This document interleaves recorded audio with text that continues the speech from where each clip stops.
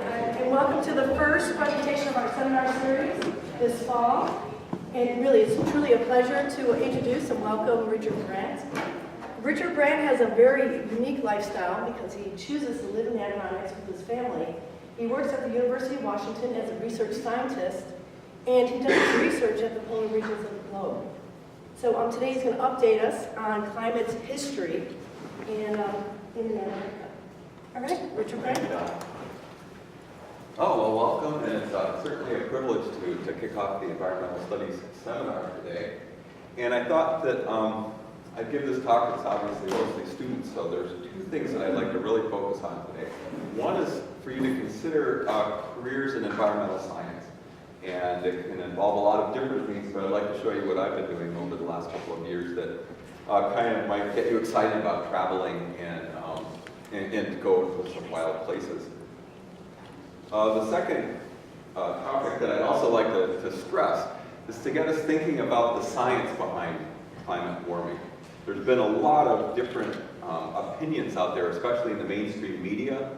I get the New Yorker magazine, and last night this one came in, and one of our presidential candidates is of the opinion that climate warming is not real. And so the cartoon this week is, just came yesterday, it's a polar bear and her cub sitting on a very small ice floe saying, "Mama, is Rick Perry real?" So it goes both ways. And so that's on one end of the spectrum. On the other end, I was in Seattle listening to mainstream radio, and there was a person making the claim that Hurricane Katrina was caused by global warming, and no scientist would make that statement, actually. So there's just a lot out there in the press, especially in the United States. There's a lot of invested interest in politics involved. So I thought I'd sort of sweep that aside and think, really, what do we know about climate warming and the evidence that it's been warming over the last couple hundred years. And with that in mind, does anyone know the primary greenhouse gas that's changing relatively rapidly in our atmosphere? Pardon? Heard somebody say it. CO2. Excellent. Carbon dioxide, CO2. CO2 is being increased in the atmosphere. We can actually directly measure it. And it's the main greenhouse gas. And there's some other greenhouse gases. Does anyone know any of the minor ones that are also causing the climate to warm? Methane. Excellent. Methane. Ozone. Ozone, O3. And then one nobody ever really talks about because it's just there and it's always been there is water vapor. So you're absolutely right. Looks like you guys are already on the right track in thinking about climate warming and greenhouse gases. These three are the main constituents of our atmosphere. 78% nitrogen, about 21% oxygen, and 1% argon. You add those up and you get 100%. But it turns out that these other trace gases are also in our atmosphere. They're at very low concentrations, parts per million.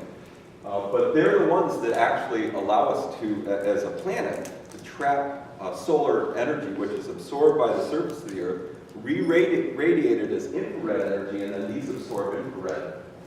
And what makes these molecules different than these molecules, most of these are trimers. In other words, it has 3 atoms. And it turns out that infrared radiation cannot excite a molecule with 2 atoms. But because you have 3 atoms, they wind up having a structure, and they can do things like they can bend this way or they can rotate.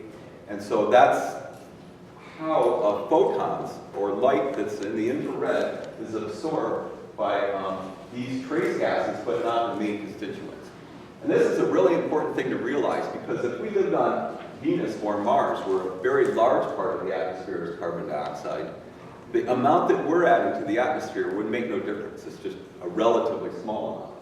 But here on Earth, when we're talking about a couple hundred parts per million, so if you get a million molecules, and you only find a couple hundred of them are carbon dioxide, that's the reason that the amount that we're adding, while it's small compared to the total number of molecules in the atmosphere, it's actually really important for greenhouse warming. So with that in mind, I'd like to sort of take 2 steps back and think about the past climate and what do we know about the Earth's past climate. We've got a human record, and that goes back a couple thousand years. People have tracked the climate. It's very useful, actually, and it's regional, which is nice. The second thing is we have ice cores in the Antarctic and Greenland, and that's what I'm going to focus on today. We can actually look at the climate, the atmosphere and the climate back about 850,000 years now. And then if you want to go farther back in time, it gets more complicated. You can, for millions of years, you can look at tree rings, or you can look at ocean sediments and geochemistry that push back to like 500 million years. But they aren't direct measurements of the atmosphere, or it's very difficult to get proxies to find out what the Earth's temperature was back then. So I'm going to focus on number 2, but there's a lot of interesting work going on in 3 and 4 as well. So how do ice cores give us information about the Earth's climate? Well, ice starts out as snow. And so in the central part of Antarctica, it snows not a lot, maybe 6 to 8 centimeters a year water equivalent. And that snow settles, it never melts. And as it gets compressed, as more snow goes on top, as you go down in the column, it gets more and more compressed, and there's a point where it turns into what's called firn, which is it's glacier ice. And it has lots of little air bubbles in it. And these air bubbles are actually just atmospheric air that was mixed with the snow when the snow got compressed and turned to ice. But once it's locked in as bubbles, it tends not to go anywhere. And so the idea is you can take an ice core, and if you can figure out, and I'll talk about how you can do this, year to year what the different layers are, you can actually count down a number of layers and take that particular piece of ice, a section like this, you put it into a vacuum chamber and you suck all the air out of the vacuum chamber and it's still frozen. Then you melt the ice. The gases escape and you actually have a sample of what the atmosphere was like this number of years ago. And you can count back the number of years to when Pompeii went off, and sure enough, in that ice in Antarctica, you find a little sprinkling of volcanic dust from that event. And so you can trace volcano history as well as atmospheric constituents. The first really exciting core came from, well, there are a lot of exciting cores, but the one from Antarctica came from Vostok Station that was done by the Russians. And the results were quite astounding. We have the carbon dioxide here. So this is kind of a weird plot to look at. You've got 4 or 5 traces vertically, but just think about this first trace. We'll see what it means. Carbon dioxide, the first thing to notice is that it's going from 200 parts per million up to 280. So maybe 190 up to 300 is the extreme range that we've seen over this period of time. And here's the present time, and they actually can't take it from truly the present time because that's snow mixed with air. They go right into the ice. So this is back a couple thousand years ago.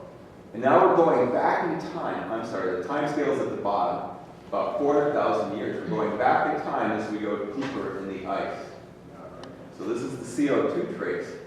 Now, a thing that's interesting, the del O18 trace here just tells you a little about oxygen isotopes. It turns out that there's 2 kinds of oxygens in the atmosphere. One's a little heavier than the other. One has an atomic weight of 18, one has atomic weight 16. And when it's warmer out, it's a higher probability that the 16 will always evaporate more quickly from as water from the ocean's surface. But in the summer times, you get a little bit more 18. So if you get that ratio, what you'll actually see is a wiggle that goes with the seasons. So in the winter time, it has less del O18, and in the summertime, it has more. And each one of those wiggles is 1 year. And that works, you can use that as a way to date the core pretty far back in time. And then as you go farther back, you have to use ice flow models, and there's some other tricks to get the chronology right, to get the dating right. So we've got the age here and the CO2. The CO2 only goes from about 200 to 280 parts per million. And then we can see an interesting pattern. Everyone probably sees this sort of sawtooth pattern. And what this pattern is, so this is about 100,000 years ago. It was not that different than of the year 1800 on Earth. And then the CO2 went down, down, down, down, and then it very quickly rose again. And that is directly connected with the temperature, which we can also get from the del O18. I won't go into the details, but we can see with the temperature, does everyone see that this second curve pretty much follows the first curve? That CO2 and temperature are hand in hand. They're following a very similar path. Okay, and so what this is, what we're seeing is about 100,000 years ago it was an interglacial, it was warm. Not quite as warm as now, but it was warm. It then cooled off, so this is temperature cooling off, the CO2 went down. At the end of the last ice age, about 10,000 years ago, 10 or 20, the carbon dioxide shot back up, and the temperature did too. And so this was the first really good Antarctic evidence that the carbon dioxide and the temperature of our planet are linked hand in hand. And as I mentioned, we're not able to do that kind of analysis in the top part of the core where it's snow and just becoming ice, but we can take atmospheric samples. And then there's also ice cores where there's a lot more snow, and so that the layers are thicker.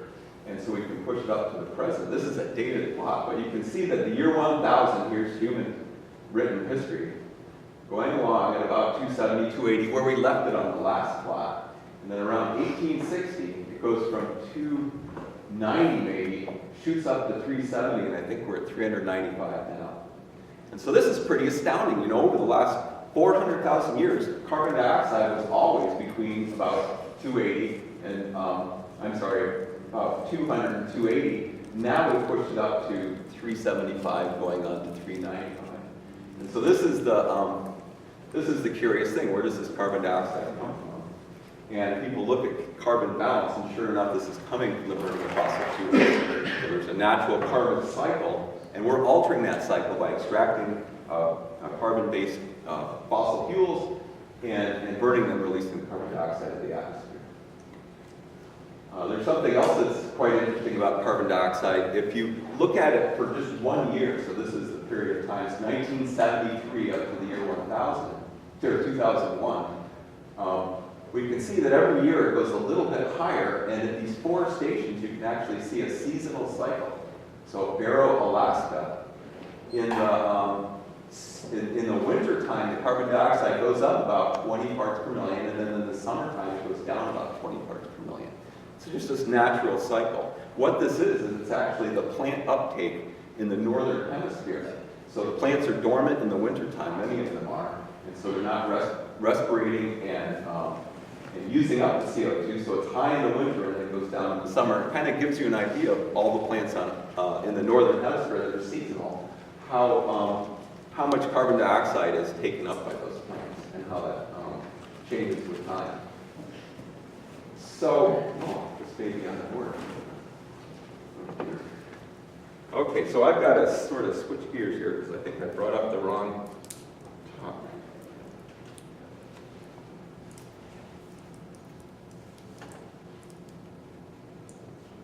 This one.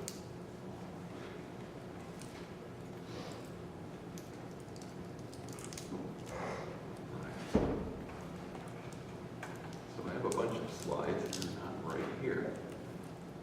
This should be a PDF. I am sorry.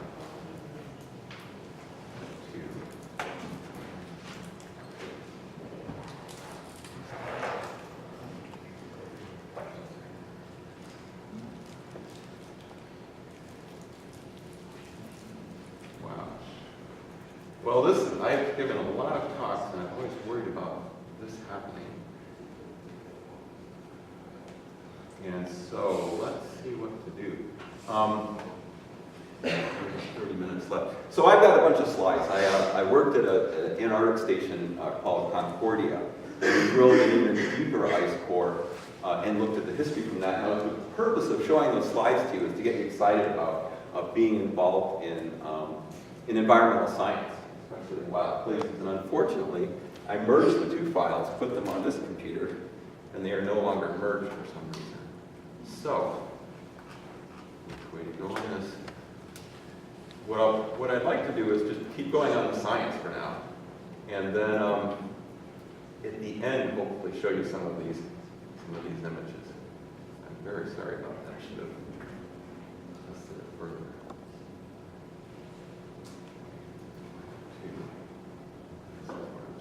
That's weird.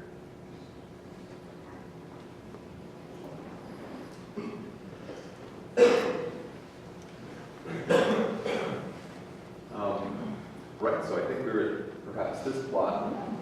What we found out at Concordia, and I really apologize because it's some really fun pictures of the whole process of collecting and processing the ice now. And there may not be an order, but I'll show you what I can do at time. What we found out at Concordia, I had shown you the Vostok ice core, and this is the Del 018, which is a proxy for temperature. And we see the nice pattern that we saw through 4 ice ages.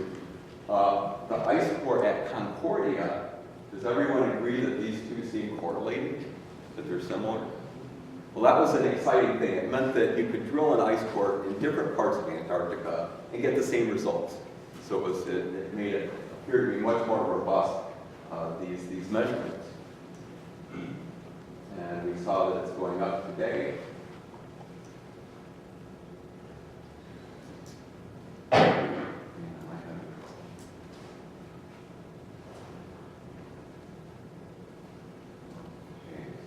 Skip this one, I'm really sorry. Okay, so let's think about, that's how we know what past climate is. What is the recent past climate in terms of temperature? And one thing that's available is historical, we talked about the human record, historical temperature measurements. And it's pretty complex, but if there's measurements made around the world, you can get a rough idea of what the average annual temperature is on the planet. And so you can pick a particular day, maybe January 1st, 1975, and you say, we're going to compare to this day. And that's what an anomaly is, how it's different from that particular day in 1975, that particular year. And what we see is that the climate, it was colder than the 70s. In about 1900, it ramped up pretty quickly. And then in the 50s through the 75 period, it was pretty stable, a little cooler. And then it shot up to the year 2000. I didn't have time last night to pull the next graph up. But this is now our temperature now. It's now about 0.75, so we get it about here. So we see that rapid increase at the end, which is taken to be climate warming. How can we find out if that's just not a natural cycle? Like, for instance, this period we see some wiggles that aren't related necessarily to adding greenhouse gas. Well, that's where the modelers come in. And this is the most important graph to understand in this talk, I think. The nice thing about a computer model, and they get very complicated, but you can actually make a model that works out all the heat that's transferred in the ocean and in the atmosphere and in the ice sheets. It tracks all of that, and it can actually tell you what the temperature is for different grid cells, for different areas around the globe. And in fact, there are about 30 of these models exist today. And there's big experiments where they take all the different models and compare them. And they disagree in some ways, but in other ways that there's general agreement. You have a sense that your modeling is working. You're doing a good job of modeling Earth's atmosphere. Now, the cool thing about a computer model is you can turn things on and off. For instance, natural forcing is related to the fact that our orbits change over time, and so we get different amounts of sunlight in the summer and the winter, depending on how elliptical our orbit is and how tilted the Earth is, and where that elliptical shaped orbit is with respect to our seasons. So sometimes we're closer to the sun in the winter time, like the present day, and then in the past there's been times when we've actually been slightly closer to the sun in the summertime. So those are the sorts of things that are natural forcing. And in the computer model, you can run the model, see what comes out, run the model again, and say, okay, this run, I'm going to make the sun just constant. It's not going to change with time. Another thing you can do is you can run the model with the CO2 going up as we measure, and then you can run the model and you can say, okay, suppose the CO2 doesn't go up. What would happen then? Now, all three of these plots have the same red line on them. And that red line is the line that you just saw. It's the actual measurements of the global average temperature. So these are also temperature anomalies. So suppose you run your model and you say, okay, we're going to allow the natural things to change, but the carbon dioxide to stay the same. That result would be the gray line behind this red line here. And it does do a nice job of getting this little dip in the 1860s, warming up, but it does a very poor job of explaining the current warming that we're having since the 1970s. So that big difference there. So that's what it would be without carbon dioxide in our computer model. And then we say, okay, what if we turn on the carbon dioxide, but we turn off the changing sun? So there's no natural forcing, but we increase the carbon dioxide in our atmosphere in the model.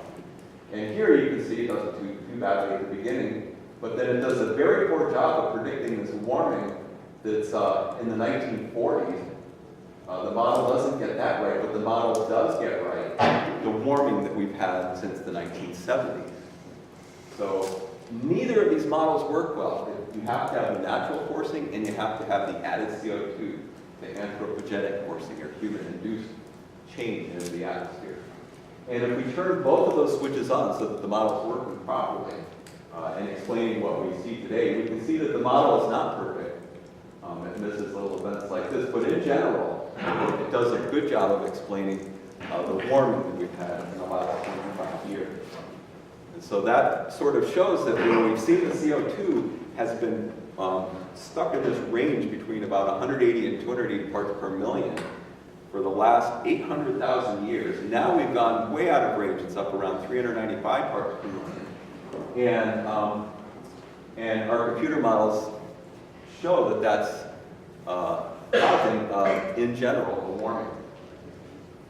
And some other evidence that the planet is truly warming. We see persistent sea level rise. That's pretty complicated because the coasts, there's places where the ground is actually sinking down, other places where it's springing back up in response to the ice sheets from the last ice age. It's a complicated thing, actually, to measure sea level. But when all of that's taken into account, clearly a sea level rise. This is another experiment that the question might be, what does the ocean temperature, what is the ocean temperature as a function of time? And obviously that's impossible to measure. There's no way to make all the measurements so that you get an idea of what the average temperature is. But there's some clever tricks, and one of them is that sound waves travel through water a little more quickly when the water's warm than when it's cold. And so there's actually experiments that have been going on for quite a while where you can send sound waves across ocean basins, and the travel time gives you a sense of what the average temperature is across that ocean basin. And if you do that, that's one of, I think that's the red line, and then the model shows this blue line. We're seeing that the oceans are warming as well. So this is anomalous heat content, the amount of heat in the ocean. We also have seen extensive thinning on the margins of Greenland and Antarctica. And if I get a chance later in the year, I can give you a nice slideshow. I was working last summer just right about here and looking at the melting process and how impurities enhance the melting. That's what I've been working on recently. And it was pretty surprising because this is the first time that it really clicked to me that the climate's warming. Because I've seen all these measurements, and we have cold summers and warm summers sometimes, and it's hard for your personal experience to relate. But I was working here, and I have a friend, Tony Stefan, who's got, he's from Boulder in Colorado, and he's put up automatic weather stations. And it snows, and so the stations, it's just a tower, a mast with some equipment hanging off the top. And it gets buried with time, and so he sends a technician up every so often to add a new section to the tower and move the equipment up so that it's always above the snow surface. And so I was looking at his data since, that's since the late 1980s. And sure enough, if you plot snow depth deeper, in 2007 and 2009, they actually had to take sections off the tower. The tower started melting out again and had to move the instruments down.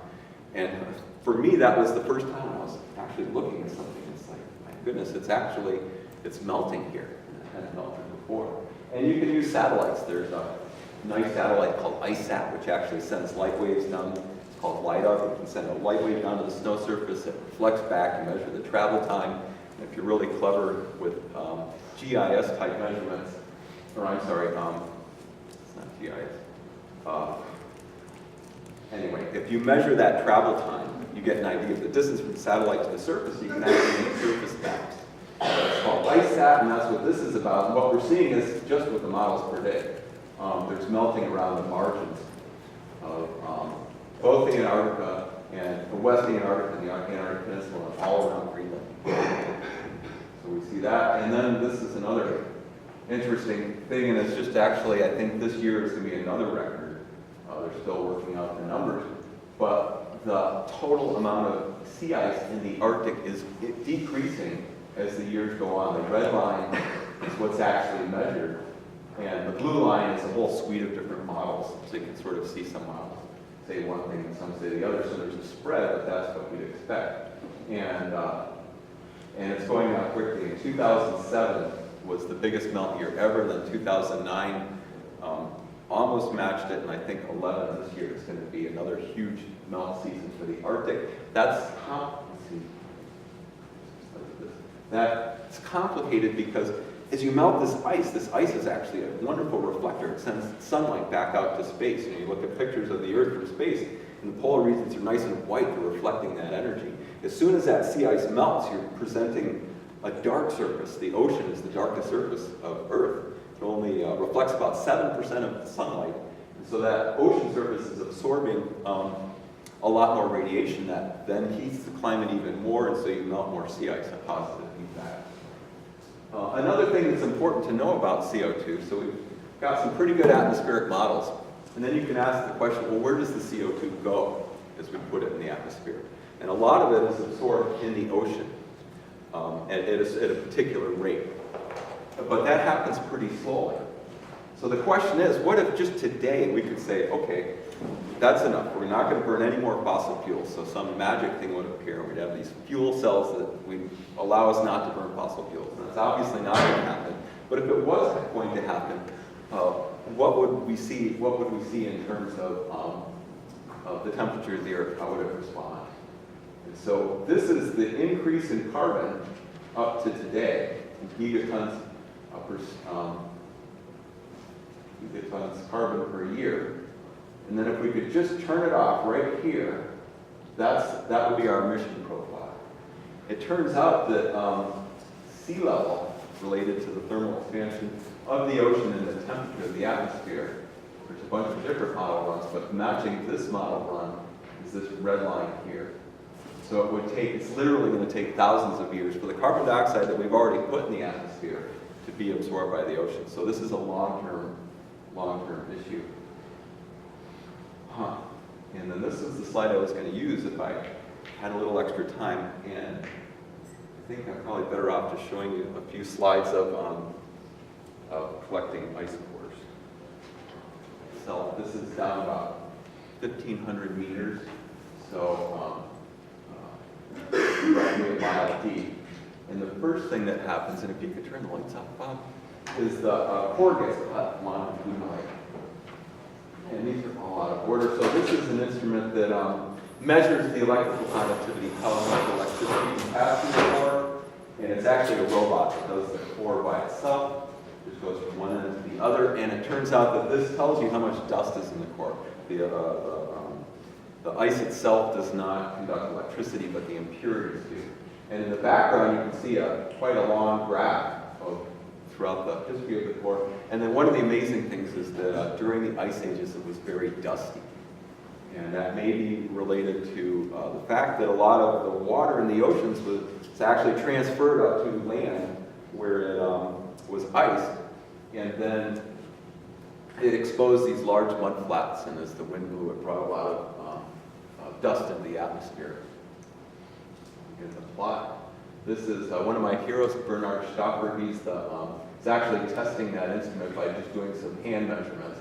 Bernard was the first person to really come up with the idea of using ice cores to analyze past climate. So back at Camp Century in Greenland in 1975, a German researcher on this. The ice is unbelievably transparent. When it gets to great depth, the overburden, the weight of all the ice on top of it actually squishes it so hard that the bubbles dissolve into the ice, and you actually have the gaseous molecules are stuck kind of between crystals of the ice, and so it looks optically completely clear. If you wait around and you're patient and you just leave that core sitting there, it'll actually relax. It'll slowly expand now that the weight's been taken off of it, and the bubbles will reappear. This is Walter showing us that. Walter also cuts up ice core, packs it off to ship it to Switzerland, where it's analyzed. I'm not getting them in the right order. However, some of the ice is kept in Antarctica because it's probably the safest place to store it. So you can just, build a huge freezer box down in the ice, and you know it's not going to melt for a long, long time. A place where the average annual temperature is 50 below. This is, this I'll do it this order. This is an instrument to on site actually measure the chemical constituents of the ice core. And what Piers is holding here, this is gold-plated titanium. And what you do is you take a cross-section of the ice core that's roughly an inch square, and you hold it by a big bracket. And you put it on top of this gold heating head. This thing is heated up, and so the ice melts. And the outer part of the core is actually contaminated with the cutting process and the drilling fluids. And so you don't want to have that mix up the signal of what's the actual chemicals within the core.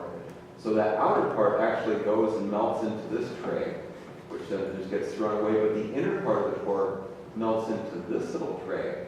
And there's 6 little tubes that go into this lab. And real time, you can actually measure as the ice melting. You can measure the chemistry of a lot of the main constituents of the ice. And there are a number of chemists here, and they're really excited. Whether it's tricky business, because as the ice melts, you actually have to have something which is keeping track of how quickly it's melting so that you know where you are in the core in terms of time. This is the ice that's left in Antarctica.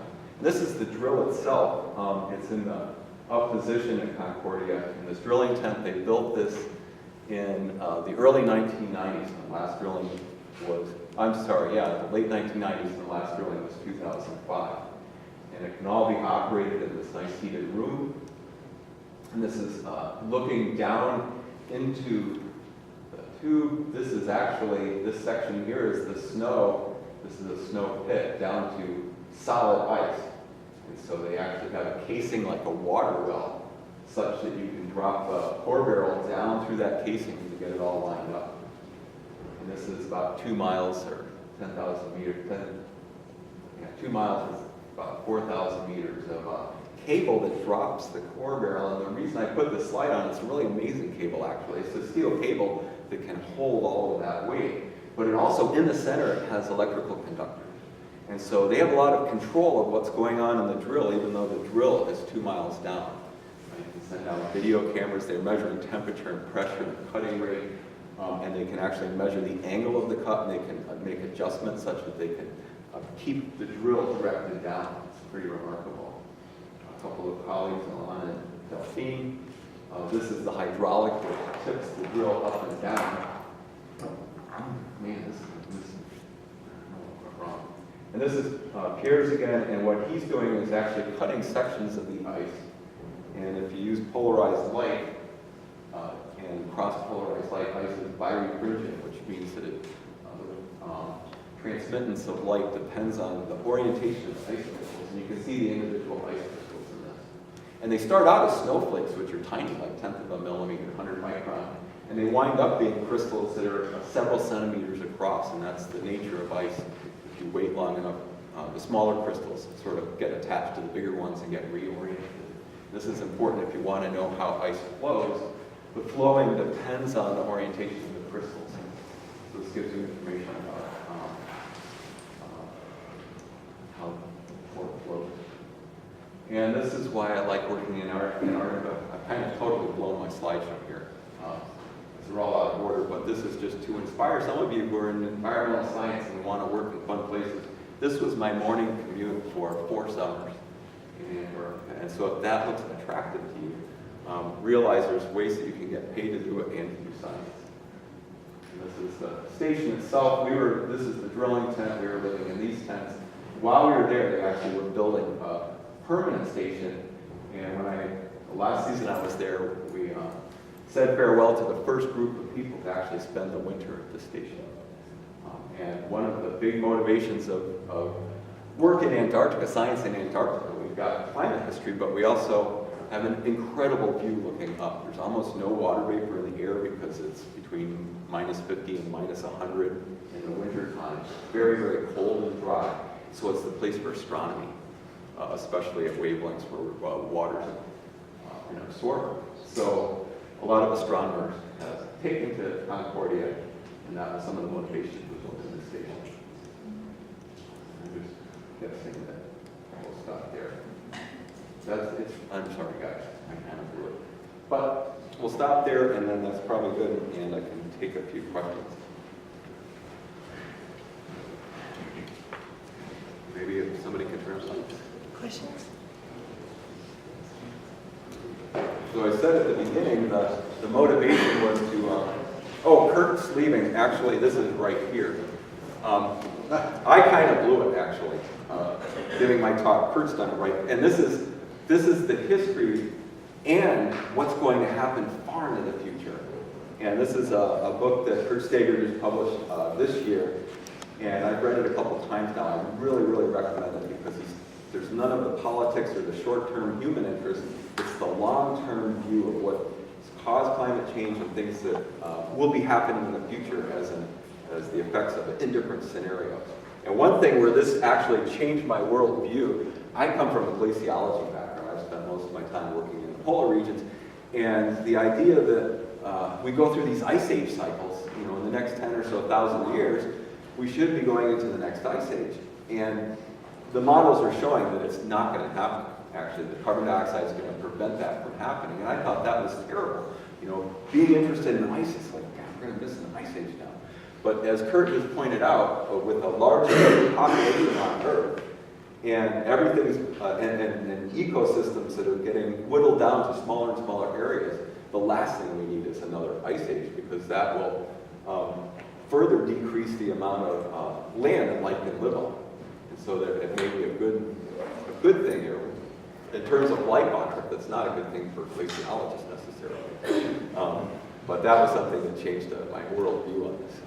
So I highly recommend it's either in the library or you go buy it. Anyway, does anyone have questions about global warming? I have just a question.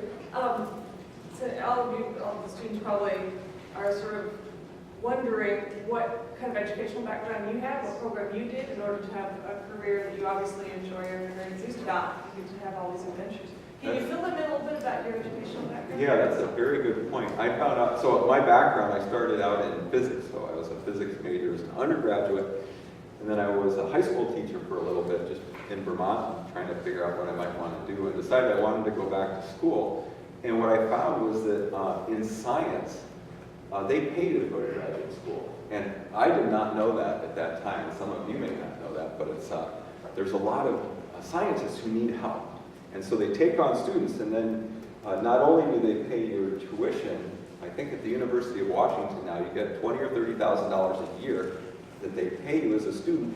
And not only are you doing your studies in the science that you're working on, but you also help a scientist with his or her projects.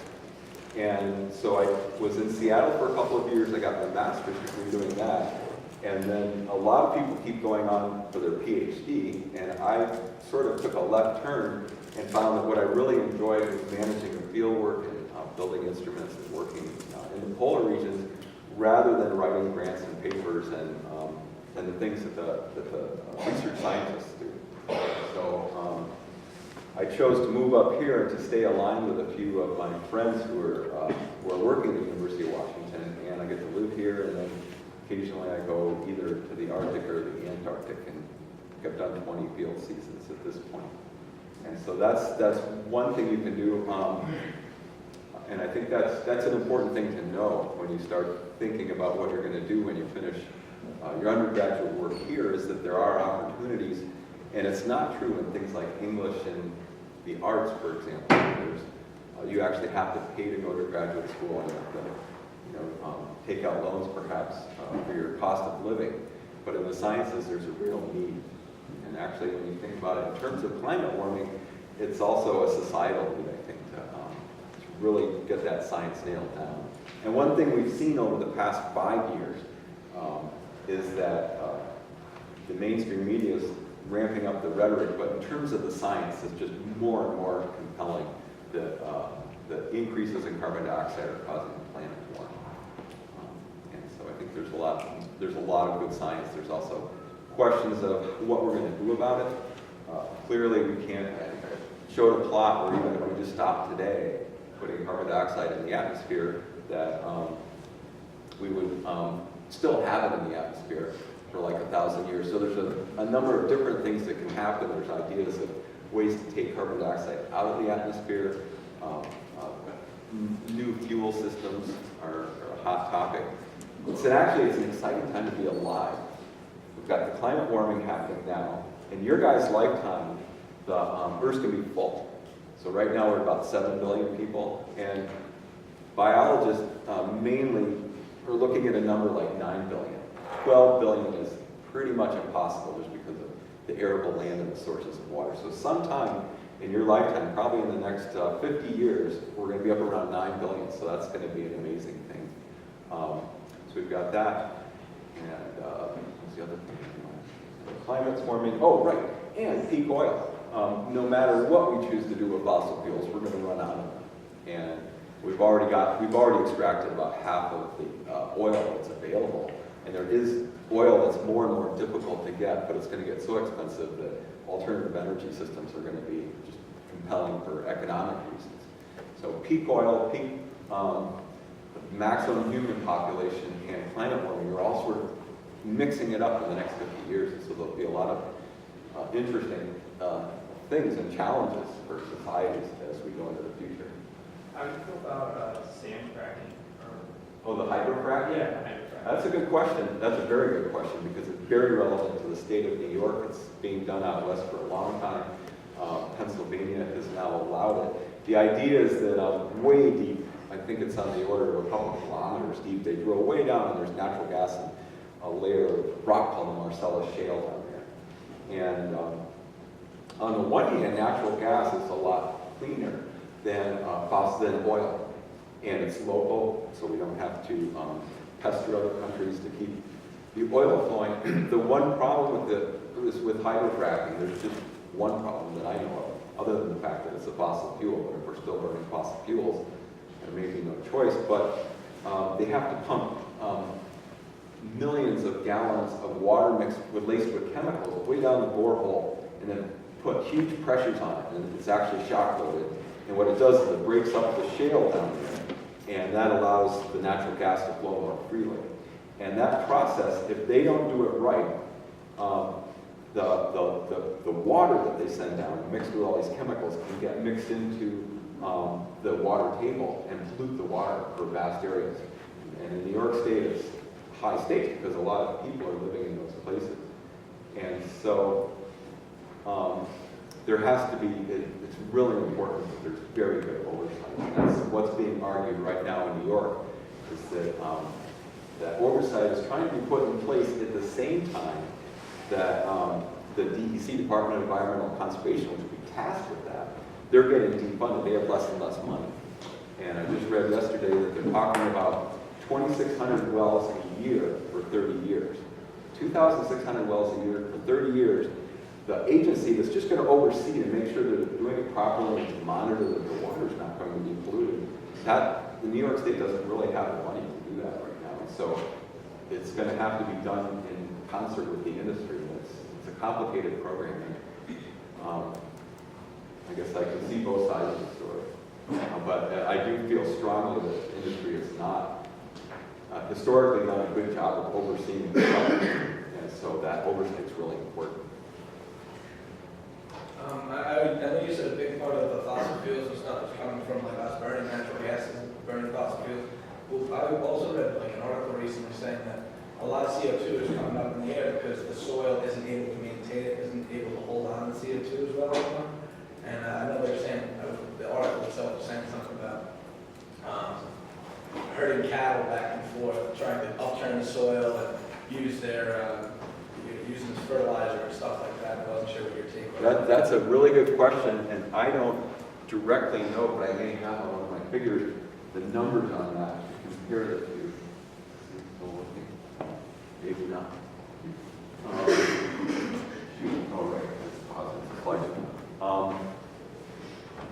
yeah, you can think of it as a positive feedback. We warm the climate, so that changes the soils such that they can outgas more CO2. And sure enough, there is a lot of carbon stored in in soils, and that carbon is actually not stored for a long time.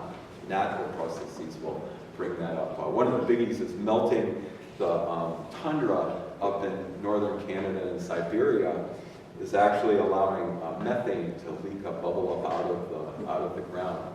And so my understanding is that that's only on like the 10% level of outgassing compared to what we put in the atmosphere from burning fossil fuels. That would be an estimate. I actually did have a plot, but my slideshow's so messed up I can't pull it up in time. You gave a similar presentation to a class I was in last semester, and you talked about your encounters with polar bears. Can you tell a few stories about that? Oh, polar bear stories. Sure. Yeah, and this is another fun thing about being an environmental scientist. You get to meet amazing new creatures. And in Antarctica, we get hundreds and hundreds of penguins. So I get talks to elementary schools. And penguins are fun because they have no land predators, and if you lie on your stomach and put your chin on the snow, what their whole world is it's how tall you are. And the taller creatures lord over the smaller ones. So if you're lying down like that, they have totally no fear. They'll come up and they'll sort of pull on your hair. I don't know if hair left, but pull on your hat and check you out. The polar bears in the north, it's a totally different thing. They have to be avoided. Unlike grizzly bears, which do attack humans, they don't tend to attack them as a source of food, but just rather out of surprise. It's not that common. The polar bears will actually eat a human carcass. Grizzly bears, but the polar bears, they can go for months at a time without feeding. They can be really hungry, and so what we have to do is one person has to have a high-powered rifle and just be on bear watch, basically. And they're very, very clever at stalking. In fact, they'll get on their bellies and just sort of slowly inch along, especially if there's a kind of rough jumble of ice. And they're smart enough that their nose is black and their eyes are black. So they squint and they cover their nose with their paw.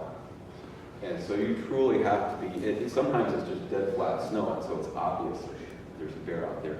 But when it's a jumble, you actually have to have somebody actively looking. And we've never had to kill a bear. A friend of mine has done 30-some Arctic expeditions, and they've had to kill 2 bears over all that time, mainly because the bears just wouldn't leave camp. And it's a big deal. It's an endangered species. They're in Norwegian territory, so they had to get the Sisselman of Svalbard to give them permission.